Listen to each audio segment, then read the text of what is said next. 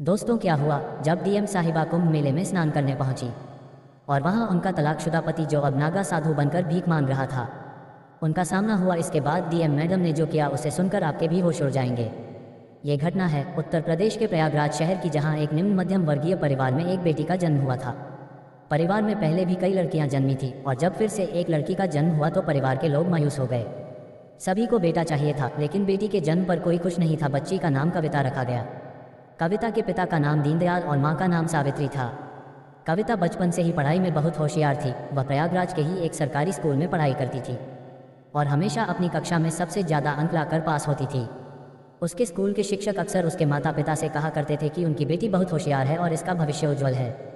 वे उन्हें सलाह देते थे कि कविता को आगे पढ़ाएं ताकि वह एक अच्छी नौकरी कर सके, लेकिन उसके पिता हमेशा कहा करते थे, ये तो एक लड़की है, इसे क्या आगे पढ़ाना, ये पढ़ लिख कर क्या करेगी, इसे तो ससुराल जाकर चूल्हा चौका ही संभालना पड़ेगा, इसलिए इसे पढ़ाने की कोई ज़रूरत नहीं है। पर उसकी माँ सावित्री अपने पति से लड़ाई झगड़ा करके कविता को हमेशा पढ़ाती आई थी।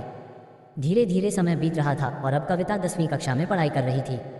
उसकी उम्र लगभग 16 साल थी। तभी समाज के कुछ लोग कविता के लिए रिश्ता लेकर उसके माता पिता और दादा दादी के पास आए। ये सुनकर कविता बहुत दुखी हो गई, क्योंकि उसकी उम्र अभी सिर्फ 16 साल थी।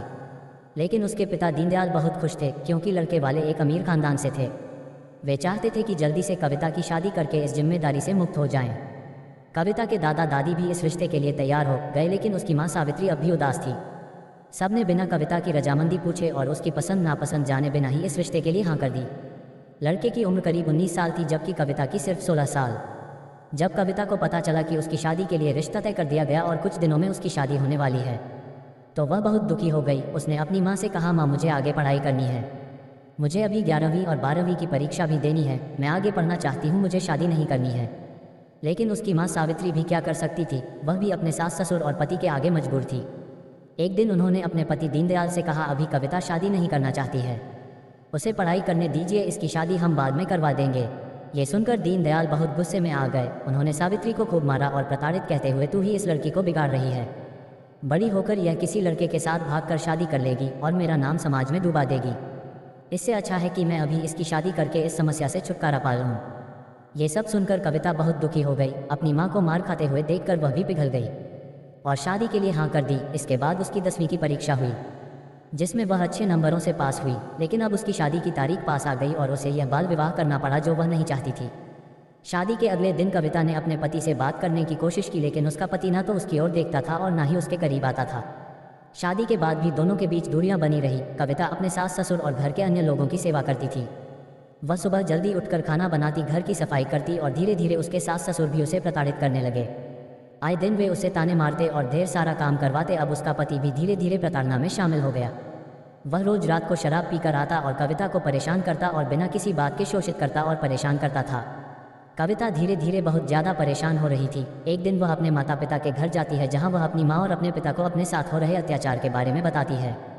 लेकिन उसके पिता उसका साथ नहीं देते और कहते हैं, जैसा तेरे सास ससुर कहें तू वैसा ही कर, अपने पति से ज़्यादा झगड़ा मत किया कर। ऐसा कहकर वे कविता को ससुराल वापस भेज देते हैं। अब ना तो उसके पिता उसकी सहायता करते हैं और ना ही कोई उसका पक्ष लेता है। ससुराल उसका पूरी तरह से नरक बन चुका था। एक दिन कविता की मुलाकात उसकी सहेली सरोज से होती है। सरोज कहती है, तेरा 10वीं का रिजल्ट आ गया है और तूने पूरे बोर्ड में सबसे ज़्यादा नंबर लाकर टॉप किया है। ये सुनकर कविता खुश तो होती है, लेकिन मायूस भी हो जाती है और अपनी सहेली के सामने फूट फूट कर रोने लगती है। सरोज पूछती है, क्या हुआ, तूने पूरे जिले और प्रदेश में टॉप किया है, फिर तू रो क्यों रही है। कविता अपनी आप बीती बताती है और कहती है, मुझे तो आगे पढ़ाई करनी है और एक बड़ा अधिकारी बनना है, लेकिन मेरे ससुराल वाले मुझे बहुत प्रताड़ित करते हैं, मुझसे खूब काम करवाते हैं और मेरा पति मुझे रोज रात को मारता है, खूब मेरी पिटाई करता है। ये सुनकर सरोज भी रोने लग जाती है और कहती है, तू कब तक इस नरक में रहेगी, एक ना एक दिन तुझे इससे बाहर आना ही पड़ेगा, वरना तू इसी तरह जीते जी मर जाएगी। एक दिन तुझे हार्ट अटैक आ जाएगा। इससे अच्छा है कि तू अपनी पढ़ाई जारी रख और 11वीं की परीक्षा दे और आगे तू भी कर और आगे जाकर एक बड़ी अफसर बन। अगर तू ऐसे ही इस नरक में रहेगी तो अपनी पूरी जिंदगी कैसे बिताएगी। सरोज कविता का काफ़ी उत्साह बढ़ाती है और कहती है, तू आगे पढ़ाई कर, तेरे बहुत बड़े सपने थे, आखिर क्या हुआ तेरे उन सपनों का। इसके बाद कविता गहरी सोच में पड़ जाती है। थोड़ा समय आगे बढ़ता है, लेकिन सरोज की बातें कविता के दिमाग में गहराई से बैठ जाती हैं। इसके बाद कविता के दिमाग में कई तरह के विचार आते हैं और एक दिन वह अपने ससुराल को छोड़कर भागने का ठान लेती है। एक रात वह अपने कुछ गहने जो उसके माता पिता ने उसे दिए थे उसे लेकर ससुराल छोड़ देती है और बस पकड़कर दिल्ली चली जाती है। वहाँ उसकी एक सहेली रहती थी। वह दिल्ली में ही रहकर अपनी आगे की पढ़ाई पूरी करने लगती है। कविता दिल्ली के एक सरकारी स्कूल में दाखिला लेती जहां वह अपनी 11वीं की परीक्षा देती है और 12वीं में भी दाखिला मिल जाता है। वह छात्रवृत्ति के आधार पर अपना दाखिला लेती है और अपनी दोस्त के घर पर ही रहती थी। उसके पास कुछ पैसे और गहने भी थे जिससे उसका गुजारा चलता था। धीरे धीरे समय आगे बढ़ता है। उसके माता पिता और ससुराल वाले कविता को ढूंढ ढूंढ कर हार मान चुके थे। उधर कविता अपनी आगे की पढ़ाई जारी रखती है। समय के साथ वह 12वीं कक्षा में भी अच्छे नंबरों से पास हो जाती है। इसके बाद उसके अच्छे परिणाम के आधार पर उसे एक अच्छे कॉलेज में एडमिशन मिल जाता और वह बीए की परीक्षा में भी काफ़ी अच्छे नंबर लाकर पास होती है और अपना नाम रोशन करती है। अब उसका लक्ष्य आगे एक बड़े अफसर बनने का था। एक दिन उसके कॉलेज में दिल्ली की कलेक्टर मैडम आती हैं। कलेक्टर मैडम अपने भाषण में अपने जीवन के संघर्षों को भी बच्चों के साथ साझा करती हैं। कविता कलेक्टर मैडम की कहानी सुनकर बहुत प्रभावित होती है और वहीं से कलेक्टर बनने की प्रेरणा पाती है। कविता उसी दिन ठान लेती है कि वह भी एक दिन कलेक्टर बनेगी, लेकिन उसे यह समझ नहीं आ रहा था कि आखिर कलेक्टर बनने के लिए क्या करना पड़ता है। उसे इस बारे में जानकारी नहीं थी। इसके बाद वह कलेक्टर मैडम का पीछा करती है। सौभाग्य से कलेक्टर मैडम की नज़र कविता पर पड़ जाती है। वह कहती है, बेटा क्या हुआ? मैं तुम्हें कब से देख रही हूँ, तुम मेरा पीछा कर रही हो। भाषण देते समय भी मुझे तुम्हारे अंदर एक अलग ही तेज दिखाई दे रहा था, बोलो बेटा क्या हुआ? कविता अपने जीवन की पूरी सच्चाई कलेक्टर मैडम को बता देती है। वह कहती है, मेरा बाल विवाह हुआ है। मेरे ससुराल वाले मुझे बहुत परेशान करते हैं। मेरा पति भी मुझे बहुत प्रताड़ित करता था। वहाँ से भागकर मैंने दिल्ली में एक सरकारी स्कूल में दाखिला लिया और अब बीए की परीक्षा दे रही हूँ। ये सुनकर कलेक्टर मैडम कहती हैं, कविता बेटा तुम बहुत बहादुर हो और तुमने बहुत अच्छा किया कि अपने उज्जवल भविष्य के लिए कदम उठाया। अगर तुम चाहो तो अपने भविष्य को बहुत सुनहरा बना सकती हो। कविता उनसे पूछती है, मैडम मुझे आगे जाकर क्या करना चाहिए? मैं भी आपके जैसी बड़ी अफसर बनना चाहती हूँ। तब कलेक्टर मैडम कविता को बताती हैं, अगर तुम्हें मेरे जैसा बड़ा अफसर बनना है तो तुम्हें आईएएस की परीक्षा देनी होगी। ये परीक्षा काफ़ी कठिन होती है, लेकिन मुझे तुम में वह काबिलियत नज़र आ रही है। अगर तुम चाहो तो ये परीक्षा दो और इसकी तैयारी करो, एक दिन तुम भी एक बहुत अच्छी कलेक्टर बनोगी। ये सुनकर कविता बहुत प्रभावित होती है। अब उसे अपना लक्ष्य मिल चुका था। वह समझ चुकी थी कि उसे कलेक्टर बनना है। इसके बाद वह बाकी परीक्षाएं पास करके आईएएस बनने की तैयारी में जुट जाती है। वह एक कोचिंग सेंटर में दाखिला लेती है। उसके पास जो गहने पड़े थे उन्हें बेचकर वह अपना दाखिला कराती है। कविता अपनी आगे की पढ़ाई जारी रखती है। इसके बाद उसकी मुलाकात एक गांव के लड़के से होती है जो आईएएस की तैयारी कर रहा होता है। उसका नाम रवि था। कविता और रवि के बीच धीरे धीरे दोस्ती हो जाती है। रवि भी पढ़ाई में बहुत तेज था और उसकी ज़िंदगी की कहानी भी काफ़ी गंभीर थी। वह भी एक गरीब परिवार से था और अपने पूरे घर बार को छोड़कर कलेक्टर बनने के लिए दिल्ली आया था। धीरे धीरे दोनों के बीच नज़दीकियाँ बढ़ने लगती हैं। दोनों एक दूसरे का उत्साह बढ़ाते हैं और एक दूसरे को पढ़ाई में आगे बढ़ाने में मदद करते हैं। वे साथ में आईएएस की परीक्षा की तैयारी कर रहे होते हैं। एक के बाद एक वे आईएएस की परीक्षाएं देते जाते हैं और पहली परीक्षा में दोनों अच्छे नंबर लाकर पास हो जाते हैं। उनके अंदर काफ़ी उत्साह था और दोनों मन लगाकर साथ में पढ़ाई कर रहे थे। लेकिन जहाँ एक लड़का और एक लड़की होते हैं वहाँ पर रिश्ता दोस्ती तक सीमित नहीं रहता। ये रिश्ता एक समय पर आकर आगे बढ़ ही जाता है। दोनों के बीच नज़दीकियाँ और बढ़ती हैं और एक दिन रवि कविता को प्रपोज कर देता है। वह कहता है, कविता मैं तुमसे बहुत प्यार करता हूँ। कविता भी मन ही मन रवि से प्यार करती थी, लेकिन वह चाहकर भी उसे हाँ नहीं बोल पा रही थी क्योंकि उसका लक्ष्य अभी कुछ और था और उसका पति अभी भी जिंदा था। कविता कहती है, मैं शादीशुदा हूँ। भले ही मैं अपने पति के साथ कभी भी नज़दीक नहीं हुई हूँ, लेकिन मैं तुमसे कुछ भी झूठ नहीं बोलना चाहती। मैं तुम्हें सारी सच्चाई बताना चाहती हूँ। मुझे तुम बहुत पसंद हो, लेकिन मेरा बाल विवाह हुआ है और मैं अपने पति को छोड़कर यहाँ आई हूँ। रवि कहता है, मुझे तुम्हारे पास से कोई लेना देना नहीं है। मुझे तुम बहुत पसंद हो और मैं तुम्हारे साथ पूरी ज़िंदगी बिताना चाहता हूँ। हम दोनों साथ में मिलकर कलेक्टर की आगे की परीक्षा देंगे और साथ में कलेक्टर बनेंगे। इसके बाद कविता भी रवि को हाँ कर देती है और दोनों एक दूसरे के और ज़्यादा नज़दीक आ जाते हैं। लेकिन कहते हैं ना कि जहाँ नज़दीकियाँ बढ़ जाती हैं वहाँ लक्ष्य छूट जाते हैं, और हुआ भी यही।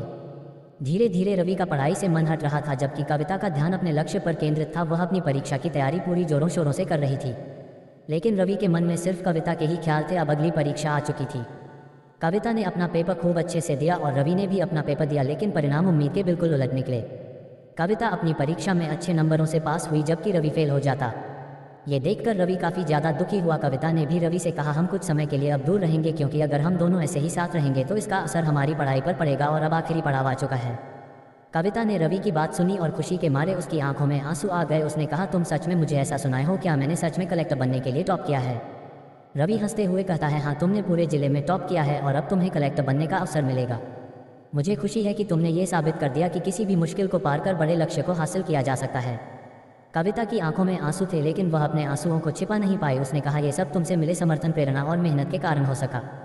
बिना तुम्हारी मदद के मैं ये रास्ता नहीं तय कर सकती थी। रवि और कविता दोनों एक दूसरे को देखकर मुस्कुराए। कविता के लिए यह सफलता सिर्फ एक व्यक्तिगत उपलब्धि नहीं थी, बल्कि यह हर उस कठिनाई, संघर्ष और दर्द का प्रतीक थी जिसे उसने अपने जीवन में सहा था। कविता का जीवन अब एक नई शुरुआत की ओर बढ़ रहा था और रवि भी उसकी सफलता को देखकर गर्व महसूस कर रहा था। दोनों जानते थे कि सफलता सिर्फ शिक्षा और कठिन मेहनत से नहीं, बल्कि अपने सपनों के लिए लगातार लड़ने और हार ना मानने से मिलती है।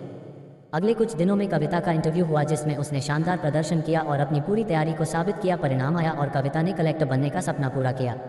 रवि ने उसकी कड़ी मेहनत को देखा और कहा, तुमने सिर्फ अपने लिए नहीं बल्कि उन सभी महिलाओं के लिए भी एक मिसाल पेश की है जो समाज में दबावों और चुनौतियों का सामना करती है। तुमने हमें सिखाया कि किसी भी स्थिति में अपने सपनों से समझौता नहीं करना चाहिए। कविता ने कहा, यह मेरी केवल व्यक्तिगत सफलता नहीं है, यह उन सभी लोगों की सफलता है जिन्होंने मेरे सपने में विश्वास किया और मुझे हर हर कदम पर समर्थन दिया। अब कविता कलेक्टर बन चुकी थी, लेकिन उसका सफ़र यहीं खत्म नहीं हुआ था। उसने और रवि ने कसम खाई थी कि वे दोनों एक दूसरे का साथ नहीं छोड़ेंगे और अपनी मंजिल तक एक साथ आगे बढ़ेंगे। कविता ने रवि को गले लगाकर बहुत रोते हुए पूछा, तुम्हारे रिजल्ट का क्या हुआ? रवि ने मुस्कुराते हुए कहा, मैं तो तीसरे अटेम्प्ट में भी फेल हो गया था और चौथे अटेम्प्ट में भी फेल हो चुका हूँ। ये सुनकर कविता का दिल भर आया। उसने मायूस होकर कहा, मुझे माफ़ कर दो। लेकिन रवि ने हौसला देते हुए कहा, कोई बात नहीं, तुम तो कलेक्टर बन गई हो ना, मैं उसमें ही खुश हूँ। दोनों ने एक दूसरे को फिर से गले लगाया। इसके बाद कविता ने रवि से कहा, मैं डीएम के पद पर नियुक्त होने से पहले तुमसे शादी करना चाहती हूँ, लेकिन उससे पहले मुझे कानूनी तौर पर अपने पति से तलाक लेना पड़ेगा।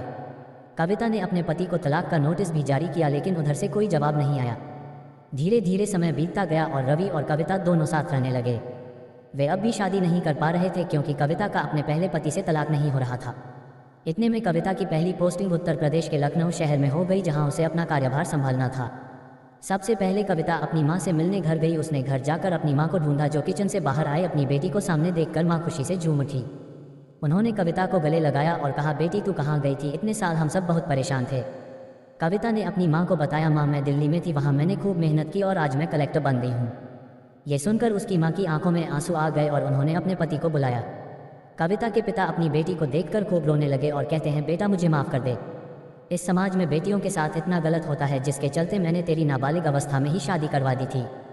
तेरे ससुराल वालों ने तुझे बहुत प्रताड़ित किया था, फिर भी मैंने तेरी एक नहीं सुनी थी। आज मुझे इसका खूब एहसास हो रहा है। कविता के पिता रो रोकर उससे माफ़ी मांगने लगे। कविता ने अपने दोनों माता पिता को गले लगाते हुए कहा, अब सब ठीक है, आप मेरे साथ चलिए, हम अब एक अच्छे घर में साथ रहेंगे। इसके साथ ही कविता के माता पिता भी उसके साथ रहने लग गए। धीरे धीरे समय बीतता गया। एक दिन प्रयागराज में महाकुंभ मेले का आयोजन हो रहा था। माँ ने उससे कहा, बेटा अगर तुम्हें अपने काम से थोड़ी सी फुर्सत मिल जाए तो हम प्रयागराज कुंभ मेले में चलें। कविता ने अपनी नौकरी से 2 दिनों की छुट्टी लेकर अपने माता पिता के साथ प्रयागराज जाने का फैसला किया। यह महाकुंभ सदी का सबसे बड़ा आयोजन था। वहाँ कुंभ मेले की रौनक अपने चरम पर थी। साधुओं और चमत्कारिक संतों की भीड़ से मेले का माहौल अद्भुत हो गया था। डीएम मैडम कविता अपनी माँ और पिता के साथ इस पवित्र महाकुंभ मेला घूम रही थी। वह गंगा नदी के घाट पर पहुंची जहां स्नान हो रहा था। तभी अचानक एक नागा साधु वहां आता है और कविता के पैर पकड़ने लग जाता है। कविता ने चौंकते हुए साधु से पूछा, आप मेरे पैर क्यों पकड़ रहे हो? साधु महात्मा ने अपने मुंह से राख हटाई और ये देखकर कविता स्तब्ध रह गई। वह साधु कोई और नहीं बल्कि उसका पहला पति था। कविता ने कहा, आप साधु के रूप में कैसे? साधु यानी कविता के पति ने कहा, जब तक तुम मेरे साथ थी मैंने तुम्हारी कदर नहीं की। मैं तुम्हें रोज पीटता था, लेकिन जब तुम मुझे छोड़कर चली गई तो मैं धीरे धीरे बहुत दुखी हो गया। मैंने तुम्हें खूब ढूंढने की कोशिश की, लेकिन तुम नहीं मिली। मैंने एक अच्छी औरत को खो दिया था और बहुत ज़्यादा दुखी हो गया था। कुछ सालों तक मैं इधर उधर पागलों की तरह घूमता रहा। इसके बाद मैंने निश्चय किया कि मैं अब संन्यास ले लूँगा और तब मैंने साधु बनने का फैसला किया। ये सुनकर कविता और उसके माता पिता के होश उड़ गए। वह साधु रोते हुए बोला, मैंने तुम्हें खूब मारा था, खूब प्रताड़ित किया था, मुझे माफ़ कर दो, मुझे माफ़ कर दो। कविता ने अपने पहले पति से कहा, अगर आप मुझे नहीं मारते, नहीं प्रताड़ित करते तो आज मैं कलेक्टर नहीं बन पाती। नियति ने यही लिखा था। जो भगवान चाहते हैं वही होता है। अगर आप और आपके माता पिता मुझे प्रताड़ित नहीं करते तो आज मैं डीएम नहीं बन पाती। इसके बाद डीएम मैडम यानी कविता उस अघोरी साधु जो उनके पहले पति थे से कानूनी तौर पर तलाक ले लेती हैं। तलाक के बाद कविता और रवि की शादी होती है। उनकी शादी बेहद धूमधाम से होती है और दोनों एक दूसरे के साथ प्रेम पूर्वक रहने लगते हैं। शादी के बाद कविता और रवि ने एक दूसरे के साथ मिलकर अपनी अपनी जिम्मेदारियों को बखूबी निभाया। कविता ने अपने डीएम के पद पर रहते हुए समाज में कई सकारात्मक बदलाव लाए। उन्होंने महिलाओं के अधिकारों और शिक्षा के लिए कई योजनाएं शुरू की, जिससे कई लड़कियों को अपने सपने पूरे करने का मौका मिला। रवि ने भी अपने कलेक्टर बनने के सपने को फिर से जीने का फैसला किया और कविता के समर्थन से एक बार फिर से परीक्षा की तैयारी शुरू की। इस बार रवि ने पूरी लगन और मेहनत से पढ़ाई की और आखिरकार वह भी कलेक्टर बनने में सफल हो गया। दोनों ने अपने अपने क्षेत्रों में आदर्श बनकर समाज के सामने एक उदाहरण प्रस्तुत किया। उनकी कहानी ने न केवल लोगों को प्रेरित किया बल्कि यह भी दिखाया कि अगर सही समय पर सही फैसले लिए जाएं और सच्चे साथी का साथ हो तो किसी भी मुश्किल को पार किया जा सकता है। उनकी सफलता की कहानी पूरे देश में चर्चा का विषय बन गई। कई युवा उनके जीवन से प्रेरणा लेकर अपने सपनों को साकार करने के लिए आगे बढ़े। कविता और रवि का जीवन एक प्रेरणादायक कहानी बन गया जो समाज में परिवर्तन और उम्मीद की किरण लेकर आया। दोस्तों, इस कहानी का उद्देश्य किसी को दुखी करना या किसी की भावनाओं को ठेस पहुंचाना नहीं है। हमारा उद्देश्य आपको जागरूक और सतर्क करना है ताकि आप इन कहानियों से सीख लेकर समाज में एक सकारात्मक बदलाव का हिस्सा बन सके। कहानी का संदेश कविता और रवि की कहानी हमें सिखाती है कि जीवन में कितनी भी कठिनाइयां आए, अगर हम अपने लक्ष्य पर दृढ़ रहते हैं और सही मार्गदर्शन पाते हैं तो कोई भी बाधा हमें रोक नहीं सकती। ये कहानी महिलाओं की शिक्षा, आत्मनिर्भरता और समाज में समानता के महत्व को भी उजागर करती है। इस कहानी से हमें ये सीखने को मिलता है कि हर व्यक्ति को अपने अधिकारों के प्रति जागरूक होना चाहिए और किसी भी प्रकार की प्रताड़ना को सहन नहीं करना चाहिए।